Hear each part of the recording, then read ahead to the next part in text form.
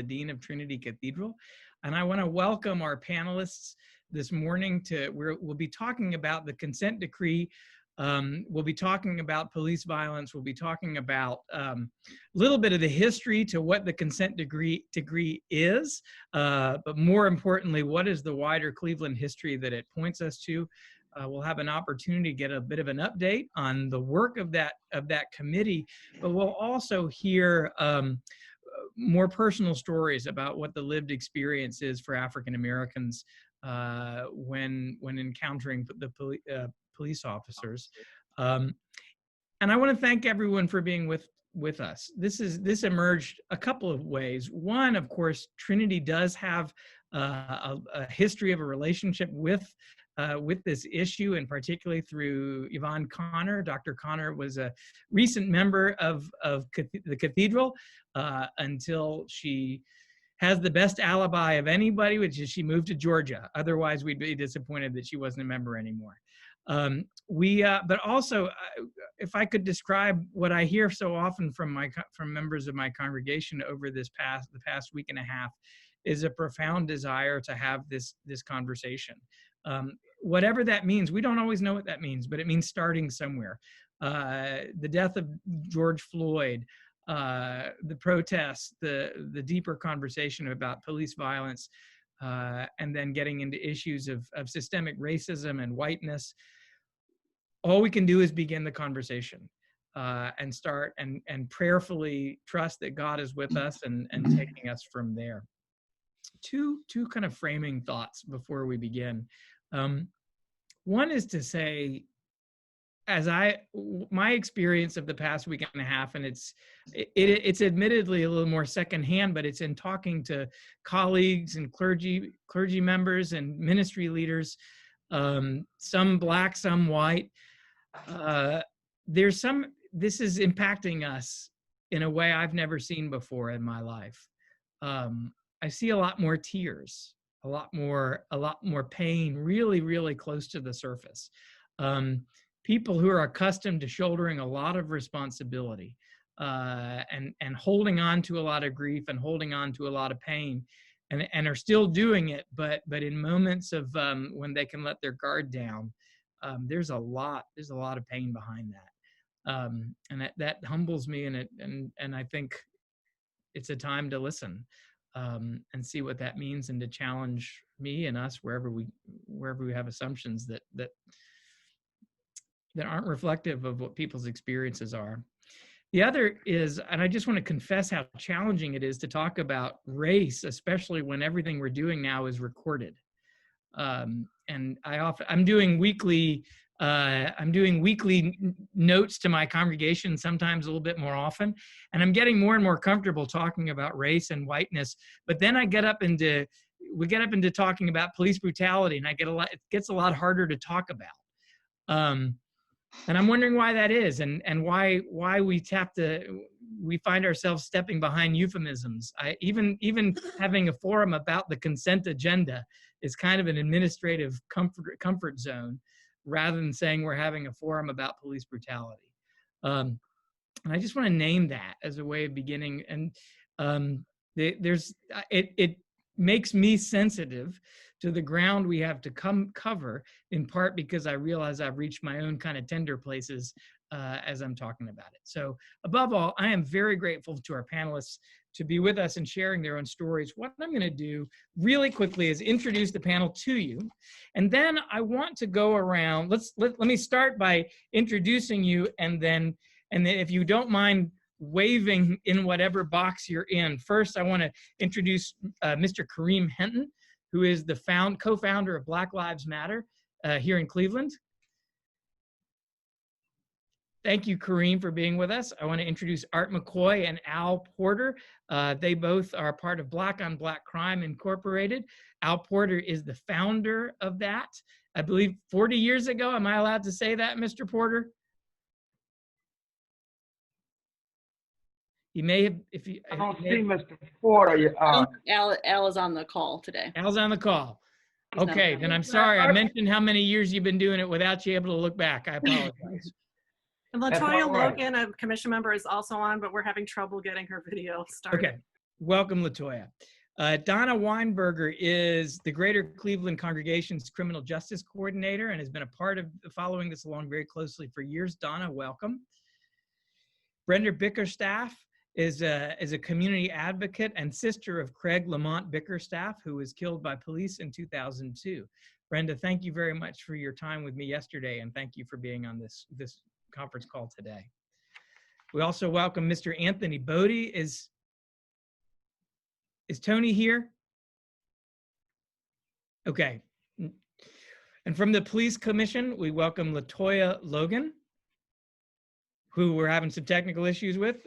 Dr. Megan Testa, who is works for the UH Psychiatry Department in adult psychiatry. Has been also works with mental health agencies, frontline services, and recovery resources, and shared a great deal of her own story of how often working with her, many patients have encountered police, challenging as encounters with police officers. Where's Meg? Hi, Meg, thank you. Louis Katz, John H. Hutchins, Professor of Law, Standing Commission, former consultant with the Ohio Sentencing Committee and with the New York and Pennsylvania Criminal Justice Commissions, the author of Ohio Arrest, Search, and Seizure, which is a teaching textbook, has 27 editions issued already. And Gordon Friedman, criminal activist, defense attorney, who has been on this commission before, a founding director of the Cleveland Free Clinic back in 1970. I'm sorry, I'm naming ages again there too. And was an associate professor of law at the Cleveland Marshall Law School, teaching criminal procedure and working with the criminal law legal clinic.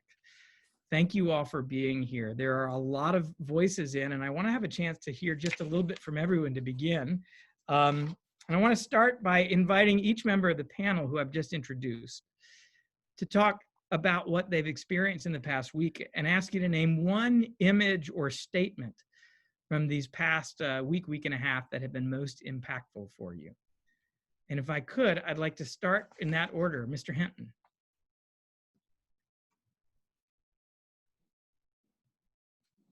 You're muted. I can't hear him. Okay, so this week started off, or rather the past week or so, has been both depressing and energizing. It makes one feel bipolar. Just because of the sadness of events, and yet you feel energized by the fact that it appears that in this moment, so many people are getting it for a change. So if you are denied your humanity for so long, you're denied a feeling of community with the world in general. And so, it makes one feel a sense of community that has been lost upon us for quite some time.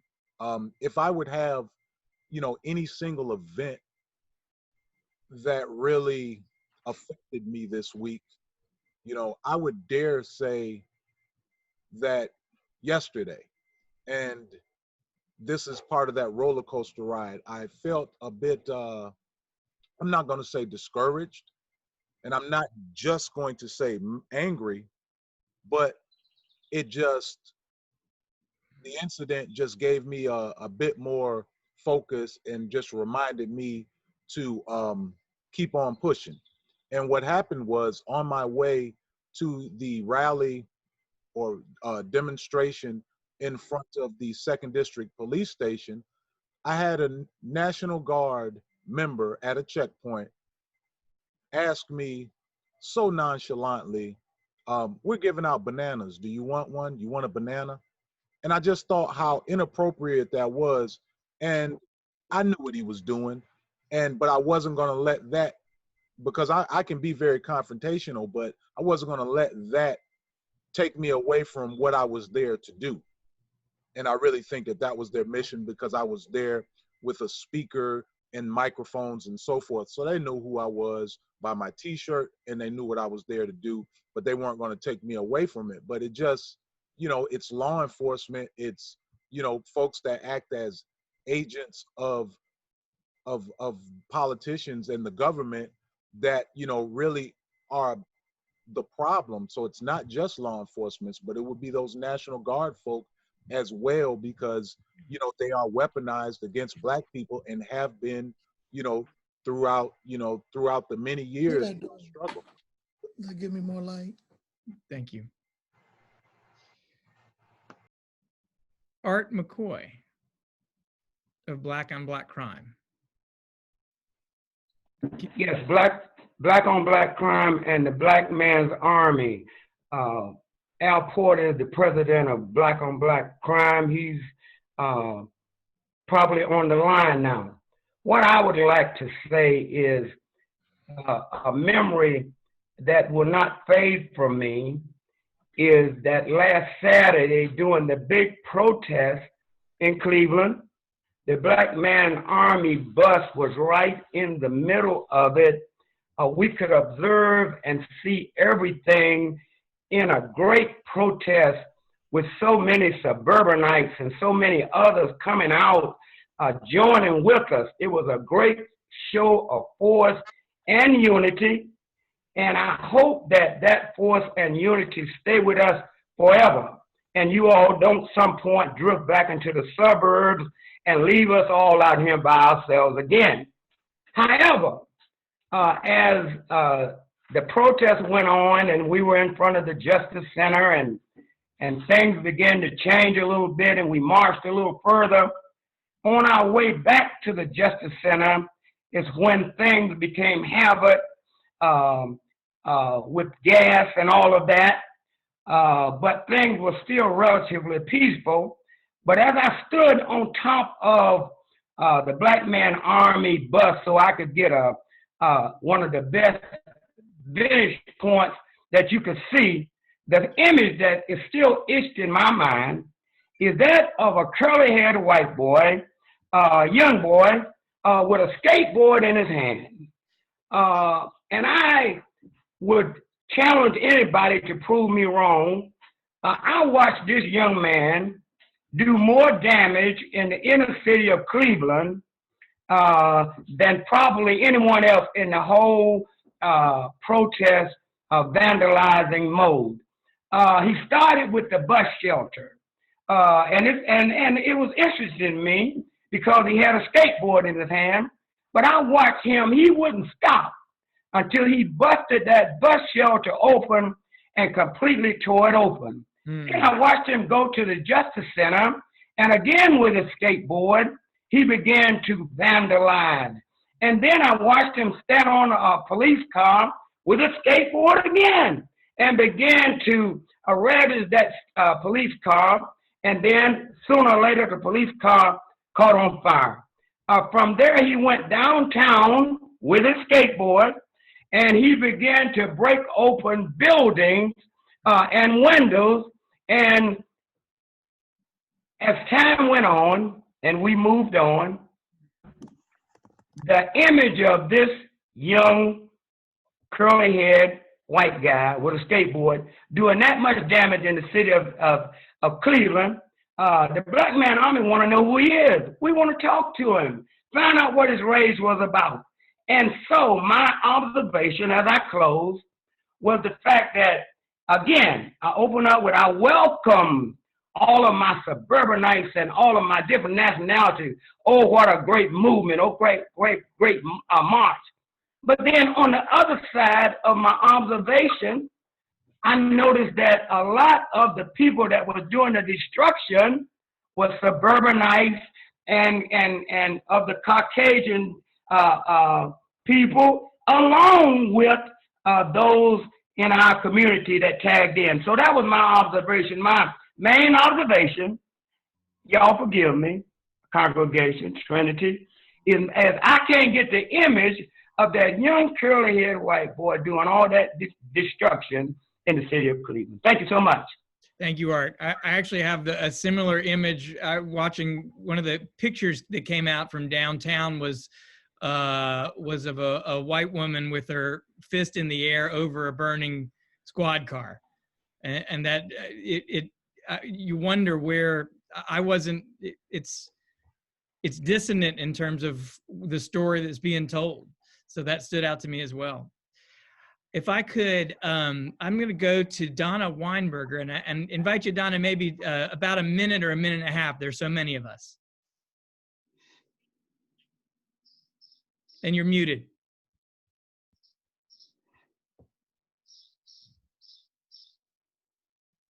Good morning. The image that is very stuck in my mind right now is when people started sending me pictures of Mount Vernon, Ohio, Middletown, Ohio. 700 people marching down the streets of Mount Vernon, Ohio. This is white Trump country. And something is happening here that is very, very striking to me. These are places that I remember walking through, driving through 4 years ago and seeing big signs for the current president. It's going to take work, it's going to take momentum, but it does feel like some kind of fundamental shift is occurring. I'll stop there. Thank you, Donna. Ms. Bickerstaff.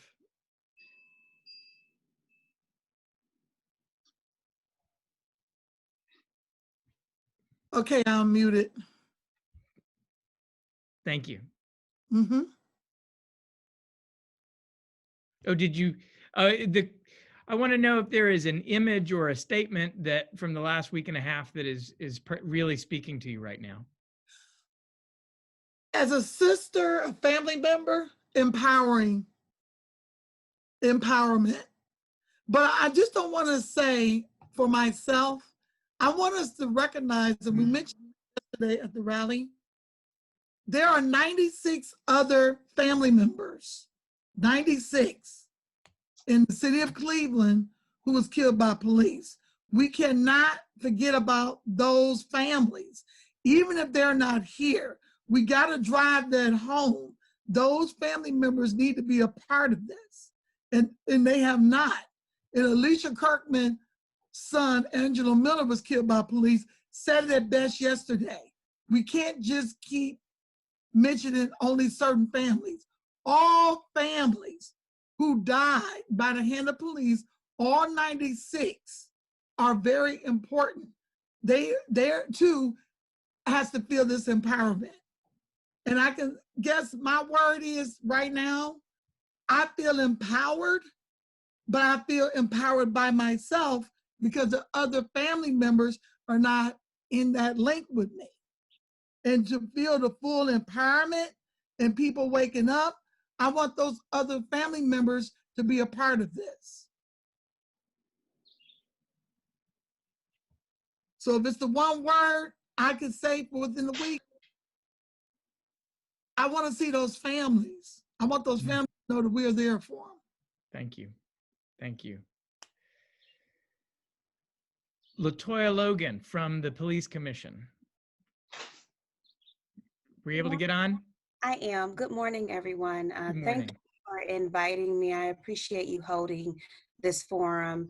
I would say, you know, being on the Police Commission, but also being a clinical social worker who works with homeless individuals, primarily Black males who have incarceration histories, who have mental health issues, addiction issues. I would love to say that I'm moved by all of this. I mean, I definitely am feeling a mixture of emotions. I'm very frustrated with this because I still can't believe that in 2020, there are people who are saying, I didn't realize racism was this bad. And I feel like if that's what you're able to say, it's because you've chosen not to realize that racism was this bad, because it's been on the table. I mean, I can remember being in, I was 12 years old when Malice Green was murdered in Detroit, Michigan. I remember that. I was 12, I'm 37 today. So it is beyond my belief that we're saying this in 2020. But the most jarring image for me this week, which is bringing, I think, more of the frustration and rage, is the 57 officers who resigned from their position because 2 officers were justly charged with assault of an elderly man, and they felt that that was not right. And I think that speaks to the heart of the issue. If you have 1,000 great officers and 10 bad officers, and those 1,000 great officers don't say anything about the 10, then you have 1,010 bad officers.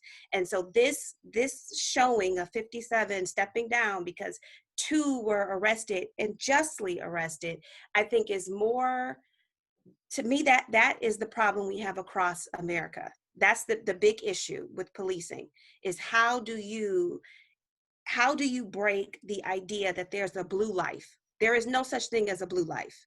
That's a job. And so the fact that people would do that is very upsetting to me, and I don't know how to deal with that rage. So I'm looking forward to hearing what other people have to say on the issue of current events. Thank you. Thank you very much. A reminder, we're asking our panelists to remain visible and to mute their mics, but if we could ask congregation members to hide their video and mute. And also, if you have questions, go and write them in chat. Adrian Cook is our priest associate. She's monitoring the chat, and as questions come up, we should hope to have a few minutes at the end to hear from them. Latoya, the video, one of the staggering things about the response that where those 57 officers really speak to me as well, is in light of video that seems perfectly obvious to anybody watching it, which of course is the story that we're retelling over and over and over again, which is video that tells a certain story. That we have to consciously look away from.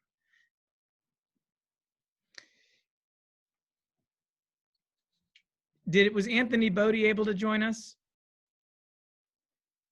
I haven't seen him, no. I think he's the only one. Dr. Megan Testa, would you mind sharing an image or a statement or an event from the last week and a half that has really spoke to you? Hi. The image over the past week that affected me the most was this image with Trump where he instructed the police to gas out all the people so that he could march around with the Bible. And that was really distressing to me. And I know that, I have my thoughts about Trump and where he's at, but the reason why that bothered me so much is that, I have some family members who are in rural areas and they support Trump. I know some Trump supporting people, and just knowing that is that he did that because millions of our fellow citizens agree with that, and they like that, and they like the distraction, the silencing of this movement. And so that affected me a lot. And also I have a 22-year-old daughter, and she's out protesting, and I support that 100%. And she'll always text me to check in, and I'm recognizing as she's doing that with me, that I have a lot less to worry about than some of the other moms, even here on this call, just seeing my white female daughter going out there protesting. She's just, as a matter of fact, at less risk than other people that are out there putting their voices on the line. And so I feel for the other mothers who have to worry about letting their sons walk out the door. And I just want our society to change. Thank you. Thank you. Louis Katz. Yes, sir.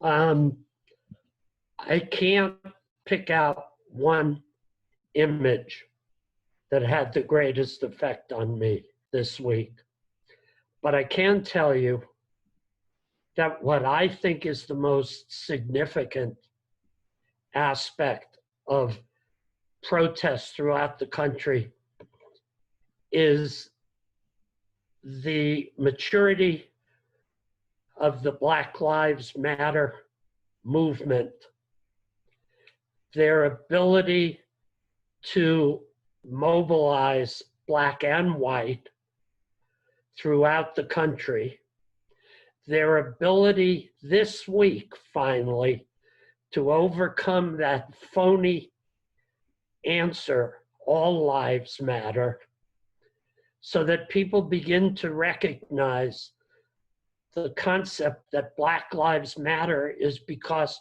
for 400 years in America, only white lives mattered. And the maturity of the 10-point program for Cleveland that Black Lives Matter issued this week, all of those 10 points are significant, would make a vast improvement in the city of Cleveland, and are worthy of pursuing for all of us. And it is the fact that all of us have to come together and not let what's happened these last 2 weeks fade into the distance until there's another incident that prompts people to come out and protest. This has to become a lasting political movement. And politicians, both black and white, and chiefs of police who don't subscribe to these propositions have to be pushed out of the way. Thank you.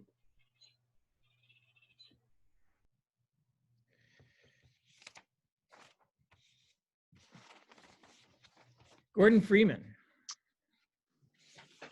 I think that there are so many images during the last 2 weeks that it's hard to point to one.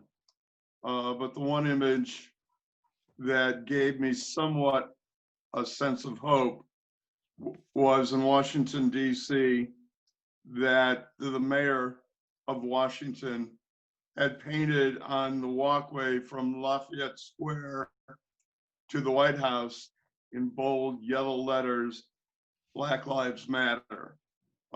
I think that we are seriously on the precipice of seeing fascism take over our country and the loss of democracy. And I do think Mr. Trump is moving in that direction.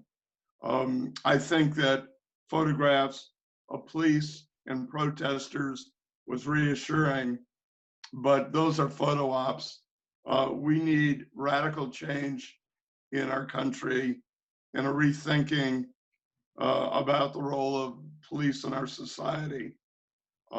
I think there's hope, but we're really pushing the envelope. Our government's pushing the envelope to an authoritarian state. So that's my observation. I also, I might add, was one of the lawyers representing Harlow Jones. Many people probably don't remember his name, but he was a heroic activist in Cleveland who went to prison for a trumped up murder charge, who we were able to free after he served 5 years of a life sentence. Charles C., I know, remembers him. But Cleveland has a history of racism and police abuse, and it has not changed. Al Porter, have we heard from Mr. Porter yet?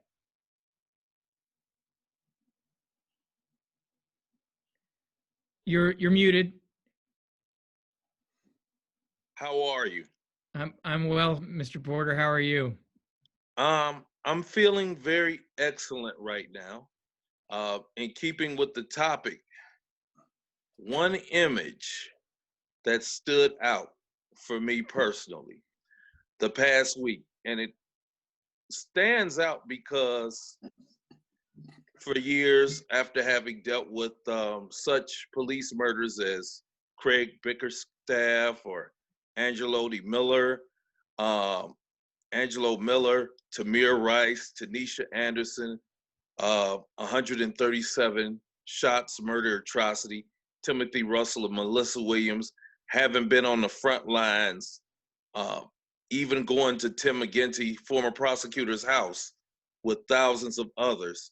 The one image to me that maybe counterbalanced some of those was not at the protest last Saturday. It was personally an image that happened on Thursday, the past Thursday evening around 4:45 p.m. to maybe 6 p.m. in the historic city of East Cleveland. Police officers gathered side by side with activists and others. And instead of taking, I'll say, a symbolic knee, to see those police officers, the captain, the chief of police, march alongside Black on Black Crime Inc., Black Lives Matter, Black Man's Army, Survivors, Victims of Tragedy, and several other organizations. These officers, police chief, commander, walked all the way about a quarter mile to City Hall, chanted out George Floyd's name alongside protesters, and went on record as to saying that they would like to see all 4 officers convicted in George Floyd's death. Now, to me, that stands out. I'll say it stood out for me because for years, we would have liked to have at least seen an officer take that stand on anything. We would say locally or even international or national view. And seeing at least a few officers take that particular pledge, maybe, just maybe, the next time an officer acts out of sorts, which was brought up by a couple of panelists before me. Maybe if one steps up and steps out of line, instead of there being that wall of silence, that see no evil, hear no evil, speak no evil, even though I know the person in my midst did something wrong, maybe they will begin to see themselves as part of, quote unquote, not just their job, but the human race, meaning that they will be able to speak a lot more forcefully, or even say, I'm not with that, and not perjure themselves on the line. So I'm very hopeful because I had not seen officers take that kind of pledge on any issue. It's always been very divisive. You look at the Cleveland Police Union and others, it's almost always a us versus them adversarial role with no regards, not even to apologize when insulting the mother of somebody who lost their child, but to say inflammatory things, which was done within the past few years towards Samaria Rice, mother of Tamir Rice. So with those things that have happened, I'll say that I look at the fact that this wouldn't have happened if people hadn't have gotten out there and said enough is enough. From the, I will say, uprisings that happened, but to even have a city council person in East Cleveland say, police, you know this is wrong, you need to stand up, what are you going to do about it? And instead of the police sitting there and arguing in silence, they were ready to get up off of their behinds and do something by that Sunday evening. So to me, that image stands out because I've seen so many other images where it is always the way it is right now, us against them. If you don't have compassion behind that badge that you're holding, it could lead to a lot of other ugly things happening. So I do say I am a little bit hopeful seeing just that one image. It kind of seared itself into my brain. Thank you very much. And thank you to each of you for very powerful images and stories. Our framing, what's framing this conversation is the consent decree. The conversation is really about something wider than that. But the consent decree and the police commission is a means, a mechanism for us to go from one point to another point, from a place that is deeply familiar, which is a system that is broken and deeply painful and dangerous to some, to one which, in their own words, envisioning a police department that can lead a means of policing that can lead the nation in 21st century constitutional policing. That's a mighty and beautiful goal, but there sure is a whole lot of work between point A and point B. And when there continue to be acts of actions and violence and tears and broken promises, we see the great deal of work ahead of us. I wonder if, Gordon, if you wouldn't mind giving us, for those in our audience who may not be as intimately familiar as those of you who've given many years of your life to this, a 2-minute picture of what brought the consent decree about and what the specific work of it is.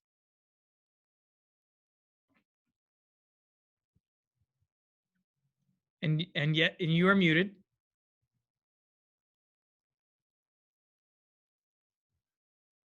I would also share this observation with Latoya Logan, who was sworn in as a commissioner at the same time that I was, and has a very good perspective of the police commission. But as a result of a series of tragic misfortunes caused by police misconduct, ranging from the 138 shot case, which I was one of the lawyers for Timothy Russell, to the death of Tamir Rice, and to other reported incidents of police misconduct, the Justice Department under Eric Holder and President Obama investigated the Cleveland Police Department.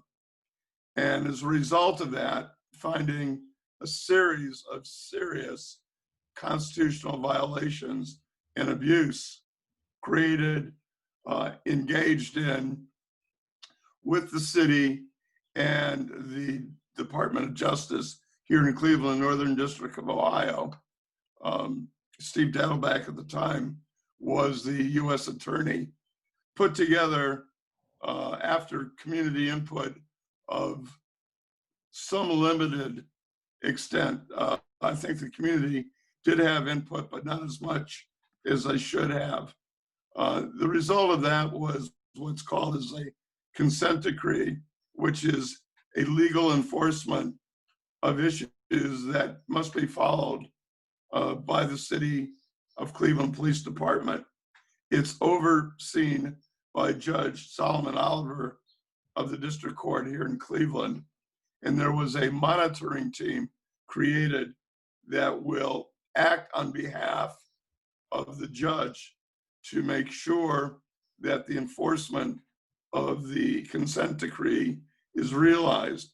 The consent decree is a representation of compromise between the Department of Justice and the city, and is, though a useful document, is not the beginning and the end of what should be police reform or reconstruction in the city. But it did create the police commission, which is a 13-member commission with a staff that is the conduit between community members like Brenda Bickerstaff and the city. We are often at logheads with the city that sometimes City of Cleveland does not always listen to us.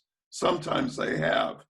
And rather than injecting my further personal views into this observation, I would defer to Ms. Logan to give her take on the consent decree. Latoya? Yes, thank you, Gordon. I think you summed up the antecedents of how it was created.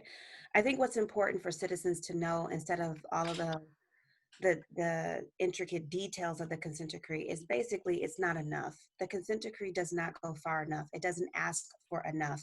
It doesn't have within the consent decree, really, in my opinion, the sufficient accountability measures, which would include civilian oversight, which would include community approval over policies prior to them being approved by the judge. I think there's a lot of things that the consent decree just does not do, and I think people think it will.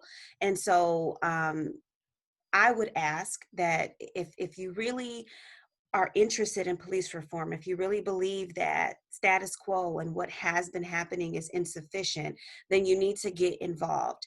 The 13-body commission fights for you, and we have a strong community support system that includes Surge, it includes Ms. Bickerstaff, it includes Pat Needham, and a whole bunch of other people. But to really impact and influence the change that we need to see that challenges policing philosophy and, more important, culture, we need more people to be involved to speak this into existence. It's not going to happen just because policies are written. I would certainly agree with all of that. Where do we see the holdup in terms of getting the city to adopt what is being put forward by the by the commission? Where do you see roadblocks and challenges? Inability of the city to change, holding on to the past and procedures and practices and policies, and the various personnel involved in the city. I would certainly ask my friend Lou Katz to chime in. He's got a view on that as well. I think that one of the big problems is it is just a consent decree, and the city has to approve and adopt any change. It can't be done without the city's agreement. The monitors can try to push the city. We can try to, on the commission, take issue with policy changes the city is proposing by trying to push them further. But we have no authority. The consent decree will only go so far as the city agrees to. And when I say the city, I mean the Cleveland Police Division. And that's the real basic problem here. There's a greater need for oversight with teeth. Let's put it that way. Permanent oversight. And the problem is, as Lou and Latoya have indicated, the police commission is not totally independent of the city. We'd like to be, but we're not. And we are, through the consent decree, beholden ultimately to the city. In fact, our executive director is an employee of the city. And for us to be truly powerful and relevant, we should be independent and apart from the city of Cleveland. Do you all, and this is for anybody, is the power we're talking about to slow any change down, is that coming from within city of Cleveland and the police department in particular, or is that an expression of a wider systemic resistance to change? If I may address that, I think the answer is both. I think the city of Cleveland is dragging its feet. I think it's waiting for the consent decree to just go away. And one of the reasons for that is there's no interest in city council, apparently, to force the city and the Cleveland Police Division to engage in greater and actual reform. And there's basically what we have to look to and what we have to admit in the end is that police misconduct exists because the community allows it and maybe even wants it. It's only when the hearts and minds of the community change that we'll see change in policing in Cleveland and in this country. Thank you, Brenda. Can I jump in real quick? Please. Okay. The issue is, number one, consent decree. Now, because of the type of work I do, I'm a private investigator by profession. I read the whole 100 pages. Well, let's just be honest. Regular citizens are not reading the whole 100 pages of the consent decree. Now, I agree with Ms. Logan and Gordon Friedman. Now, this is true. The consent decree, in my opinion, is not strong enough. But my issue is the judge, like he ordered it, he can amend it. He can amend it to make it more powerful. That's why oversight is a must, because that's why myself and some other individuals are pushing oversight of the Cleveland Police Division even after the consent decree is gone. Because right now the city and the police do not respect the commission. Because at one of our meetings, they asked them for some information well over a year ago. And they still to this day have not received it. What I would like to do as a family member is get in touch with Judge Oliver, like we've done before, other families, get in touch with Judge Oliver and ask Judge Oliver if he could have a hearing and look and see what they're doing. And my second issue is with Judge Oliver. I don't think Judge Oliver is forceful enough. He's trying to be, in other words, too nice. Let's be real about this. Let's be real about this. The consent decree has been fading and been fading fast. Listen, I told Gordon Friedman, a great lawyer, one of the first lawyers I ever had, when I saw him on the commission, I said, Gordon, I don't believe in the consent decree because I'm old school and I saw it too many promises, too many times, and it always go by the wayside. Gordon said, just hold on, we're gonna make it work. But listen, before all of this happened, the consent decree has been fading fast, not only in Cleveland, but all over the country. And just like always, to me, it's almost becoming a piece of paper, not to slight Gordon and all of you all, but really, truly, now it's coming back up now that all this commotion in the country is. But before that, even from the president on down, they didn't give a darn about no consent decrees. Let's be real about this. And I'm glad that you all are bringing it up, but it was a thing, it's fading fast, and it's almost a thing of the past. But hopefully through this movement here, you all can make some teeth out of the consent decree. But personally, I've heard it too many times. Make a believer out of me. And not only that, let me jump in and say this. And art is attest to this. The consent decree was here when my brother got killed by the police. The consent decree was here again when Alicia Kirkman's son got killed by the police. The consent decree has been here 4 times. And each time it went back into the hands of the Cleveland police to make the changes, and the changes never occurred. Now we have a federal judge. And my issue right now, all of us should put pressure on Judge Solomon Oliver. He's the one who imposed the order. He is the one. I don't even see a list of any sanctions that he would do if they don't follow that consent decree. Is it any Gordon Friedman? Because I haven't seen any.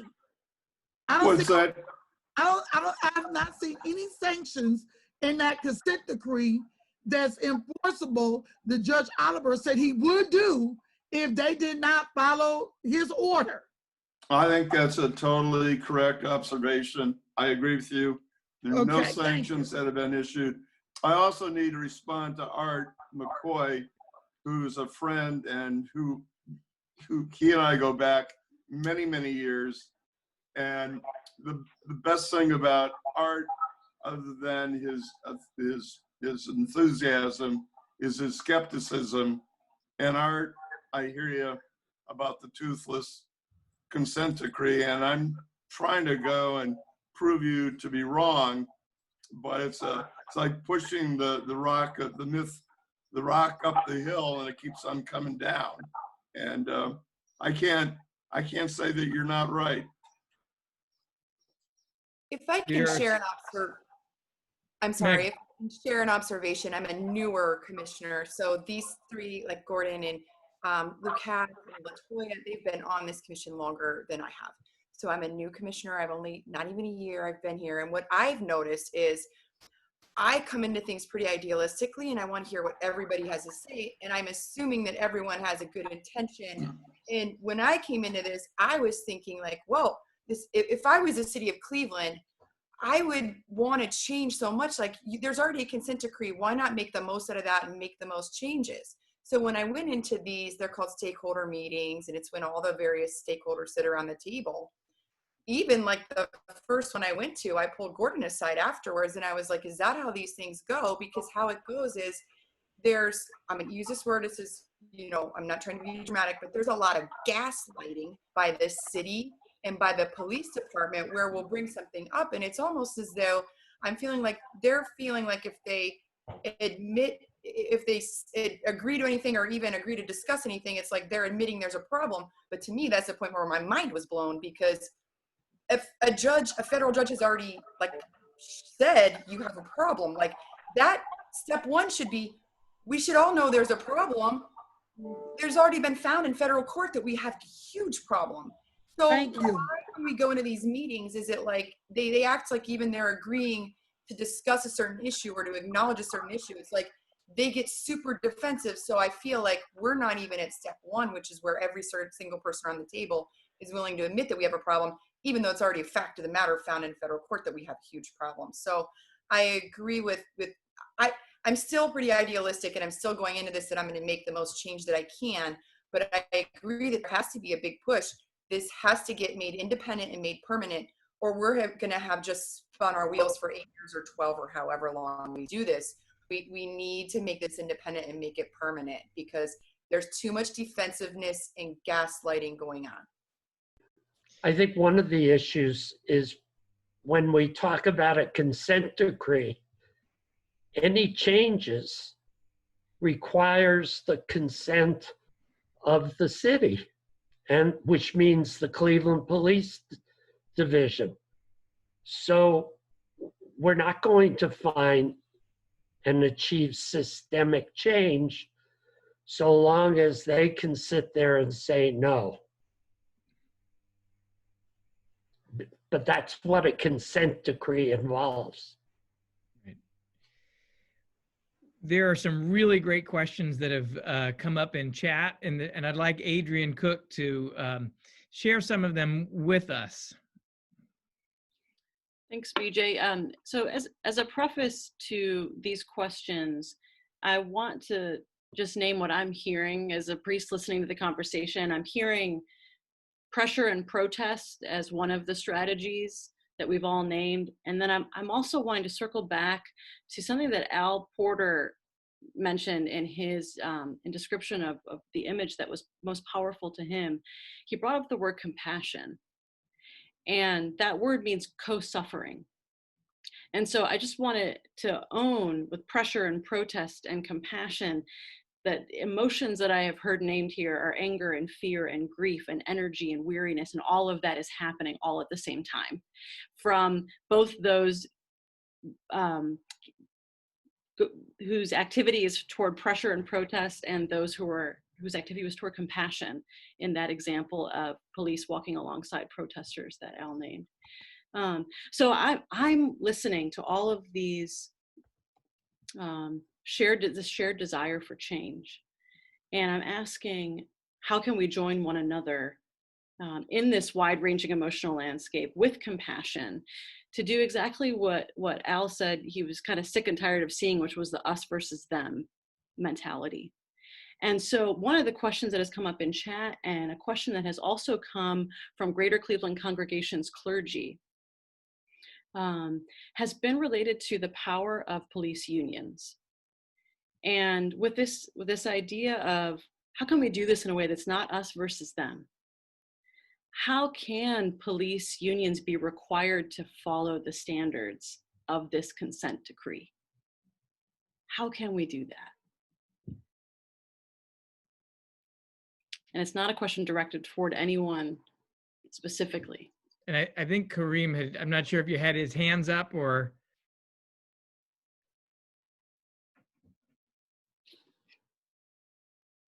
Kareem, were you trying to, did we see step out? He did. Okay.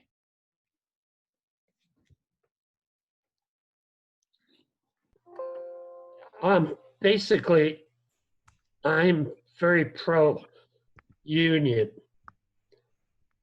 but my favorability towards unions doesn't apply to the police union, because I think that the police union has been an obstacle to reform in this city and everywhere else.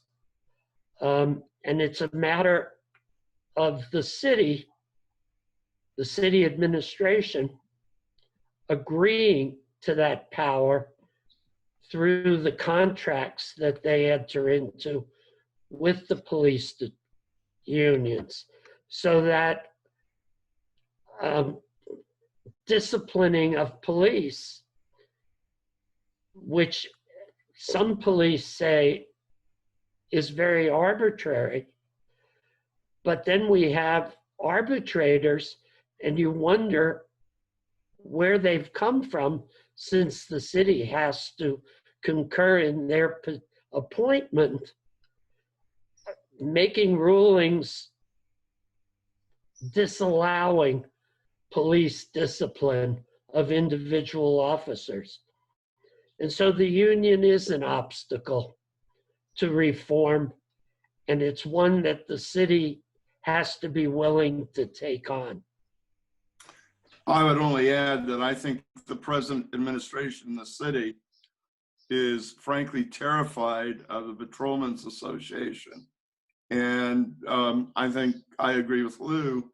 I'm pro-union, I'm pro-police unions, but right now they are a significant obstacle to change, because the rank and file are resisting any change whatsoever in terms of the whole blue line and accountability.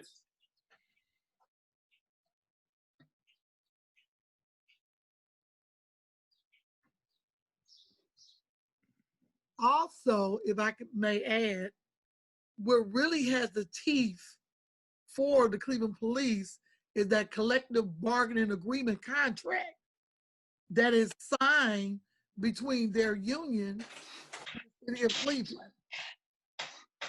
That's the meat. If we could get that contract, we could get in that contract and make changes in that contract, that would be a great plus for the city of Cleveland and its residents. But right now, the way it's set up, you go through the hearings, you file a complaint, it goes through Office of Professional Standards.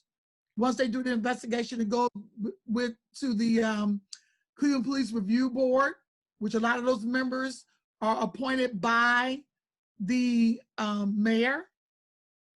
Okay, you got the internal affairs, you have the police investigating the police. So this is where the problem is. This is a big problem. Yeah, I would support Brenda in that, because what if you have an excessive force situation or a deadly force situation, the police investigate themselves, which makes no sense whatsoever. We thought and fought before the consent decree to have a third party investigating, such as the Attorney General of Ohio investigating all police shootings, but that did not become part of the consent decree. Are there cities that do that well that we can look to as an example? Offhand, I don't know, but everybody seems to point to Seattle and New Orleans as examples of a more enlightened approach. A similar question came through from a Greater Cleveland congregation clergy which was how can we monitor these? How can the police reports be monitored for accuracy when they're given? And so I appreciate BJ's question. If there is a city that's doing this well, are there any thoughts other than an outside party, or is that the best? Well, one, I don't know if this is a panacea, but one possibility is to make the present police commission a permanent oversight committee to review everything that's going on and to raise questions and to get answers. As I come across the language about community policing, is that's a beautiful ideal. And to get back to the question of where do we see that in action, or is it something that we as a city have to rebuild for the first time? Okay, can I answer that question? Please. Okay.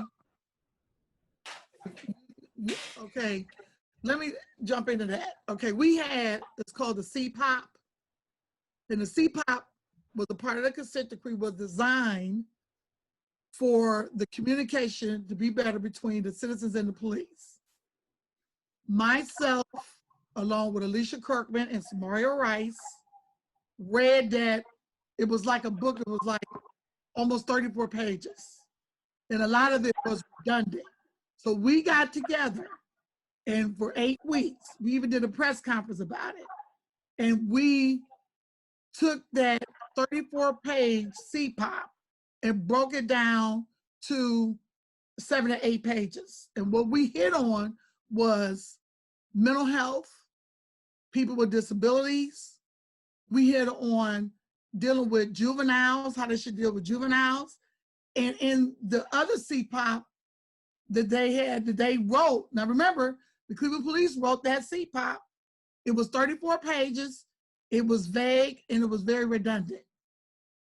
So once again, in order for this consent decree to be enforced and to be a benefit for us, it has to have meat to it.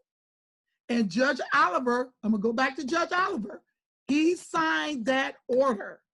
He can amend that order. He can amend the order to make it to have more teeth. But honestly, I don't think he will. We have to take the initiative of the Cleveland Police Commission and the community. The community has to take the initiative to have the commission implemented even after the consent decree is gone. That is a must. If we don't have that, and I'm saying this to everybody out there, including the panel, if we don't have the oversight implemented, they're gonna go back and do the same thing all over again. I'm telling you, it's a must for us to have that. We have to have the support of the community and the clergy like yourself, sir, to help us with this issue. Listen, sir, let me talk about community police in a minute. Welcome to Cleveland, Ohio. Welcome to Trinity. Listen, at one time, Cleveland, Ohio had one of the best community policing setups in the whole country. The Attorney General and everybody came in, and everything was working fine. And as soon as it came in and started working fine, for some reason, it was all dismantled and it went back where it was no more. So so you asking the question, find out why that great community policing system that they had years ago that was set up by the Attorney General and everybody, she came in and visited the houses and everything. To figure out what happened, let's deal with history. Why did that community policing setup, which was elaborately in the city of Cleveland, why did it fail and move out of town? And then maybe we can figure out how we can get another one. Mm-hmm. And yeah, thank you for busting me as the new guy. What time period was that? Fair enough. What time period was that? Go ahead and help me out with that. You used to be my attorney. That's been about 15 years ago, maybe 20 years ago. Listen, they had community policing stations set up all in the city. and Attorney General, the lady Attorney General, I can't think of her name right now. She came all through the city and went to various community policing stations. We met with her, and they were set up, and they were going great. And as fast as they came, just like the consent decree, Gordon Freeman, they vanished. And so history will tell you, Pastor, find out what happened to all you research people. Find out why the other community policing failed. You always talk about, well, let's bring community policing back. We got to figure out why it failed in the first place before we can bring it back and go from there. Well, and I think that helps. One of my approaches here is coming, as I do from North Carolina a few years ago, is to ask the question that only outsiders can, which is to say, what is first of all, what is systemic, and that's affecting us all over our country with regard to police and race? What is unique to our city? And when we look at what is unique to our city, what are the particular challenges to Cleveland in terms of our history, our community, that make this such an intractable solution? And then what assets do we as a city have that can help us to get over it? And what I feel a heaviness from this conversation because we're naming a lot of really difficult roadblocks, but I'm also grateful for the fact that we're naming this so that more of us can realize just how deep this problem runs. What are some assets that we have?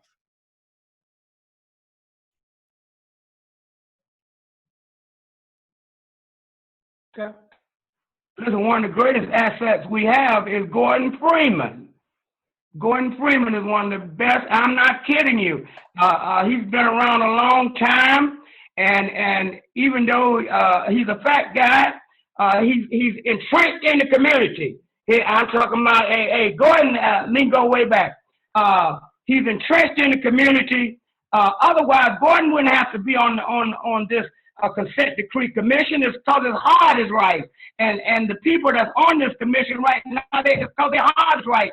They don't have to be there. So that's a vital asset to making this whole thing work. Now, the other thing, and I'm going to leave it alone, the consent decree becomes so boring after so long, it's hard to interest the community as a whole to stay focused and do what they have to do. And it just becomes boring, everybody give up, and it fades away. So listen, I don't want to take up all your time. You got too many more people than me. Pastor, welcome to Cleveland, Ohio. I hope to meet you soon. I hope so too, and thank you. In response to Art's, thanks for commenting on my slim figure, Art. In terms of responding, it was Janet Reno, who was Attorney General at the time, came to Cleveland and was very supportive of community policing.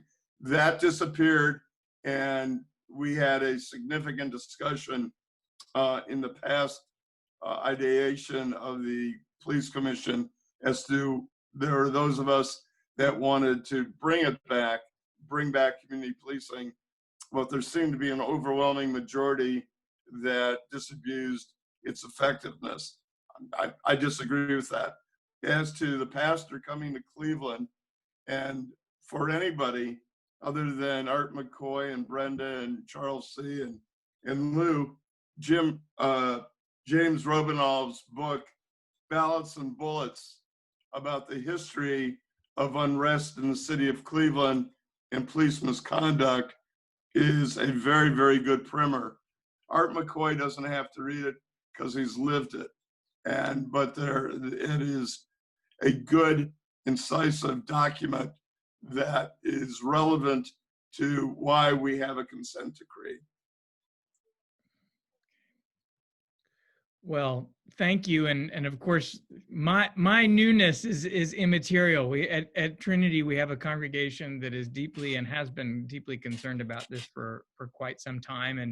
And congregations all throughout the city, and greater Cleveland congregations in particular, are deeply vested in this and want to see change happen. Well, you know what you can do? You know what you can Yes, do? ma'am.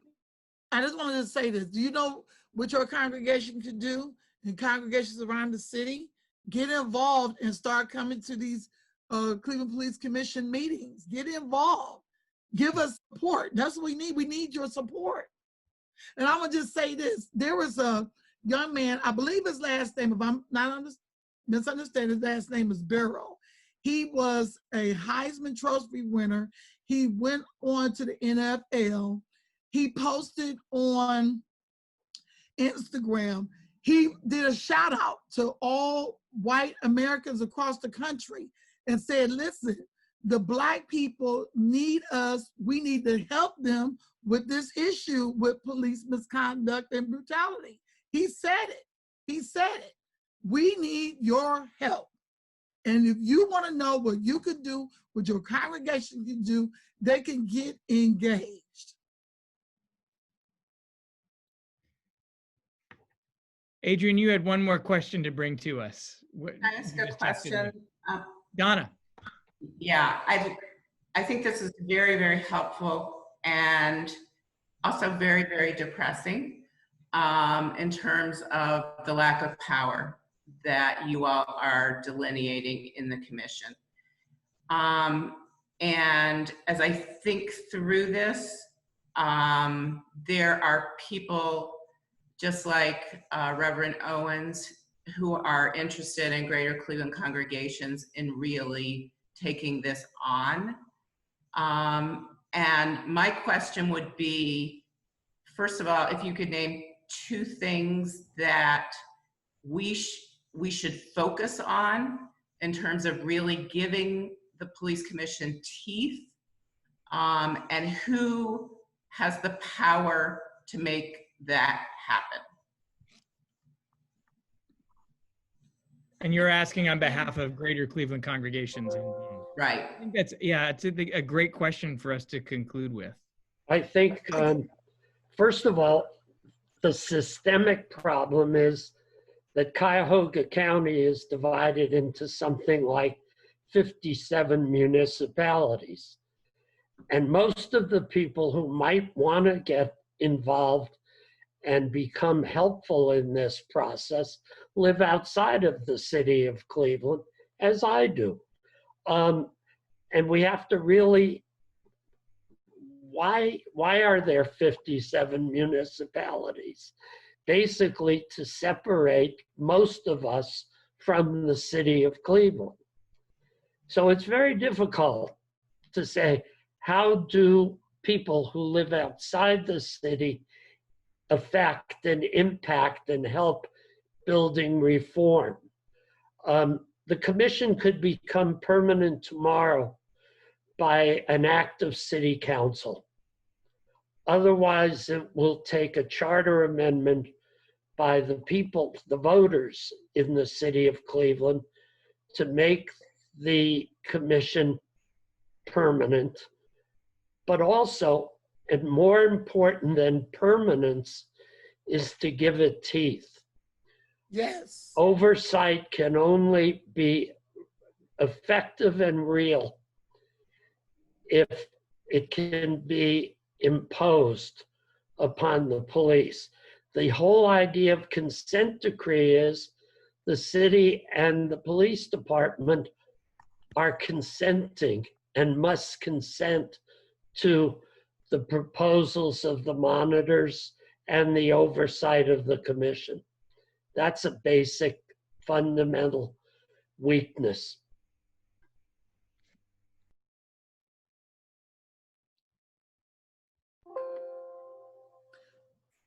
Can I jump in?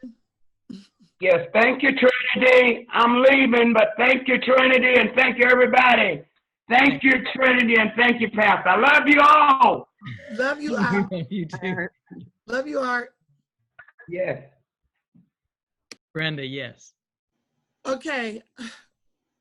I gotta reiterate what Mr. Katz said. We need participation, but it has to have teeth. And the person that can give it the teeth is the judge who implemented the order. I understand as families, we can't file a motion to become, because we're not a party. We understand that.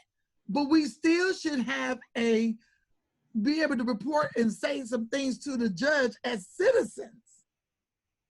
As citizens. And it all comes back to Judge Oliver. This is why it is so important, and it's a must, to have the oversight the Cleveland Police Commission implemented after the consent decree is gone, and give them and give them power separate from the Cleveland Police Review Board and OPS. They need to have their separate powers. Well, with that, let's draw to a close. I want to thank our panelists for being a part of this. Thank you for sharing your stories. Thank you for helping us to learn more about, yes, the consent decree, but the deeper issue of racism and perhaps even deeper issue of power. Where does the power lie? And how can we as citizens of the city and the wider community have an impact so that we take better care of one another? Thank you all so much for being a part of this. Thank you. Thank Kareem Henton and Art McKoy, Al Porter, Brenda Bickerstaff, Donna Weinberger, Latoya Logan, Megan Testa, Lewis Katz, and Gordon Friedman. This was a big panel, and it was hard to get around to everybody, but I'm grateful for everybody sharing their experience. And I look forward to further conversation with each and every one of you. Can I jump in real quick again? Someone just put up, I just looked at a post. Someone just asked for the schedule for the Cleveland Police Commission information. Okay. If I might just say, Latoya has been rock star using her social work skills and typing in responses to a lot of the questions that have been popping up. Oh, and okay. If you haven't found answers, you're in the audience and you haven't had your questions answered by the panelists, it's very likely that the information you need is in any of Latoya's posts. So I appreciate that, Latoya. Thanks so much for responding to those. Thank you, Latoya, for being part of the production team. My pleasure. Blessings to each and every one of you, and thanks for being here. Amen. Amen. Amen. Bye.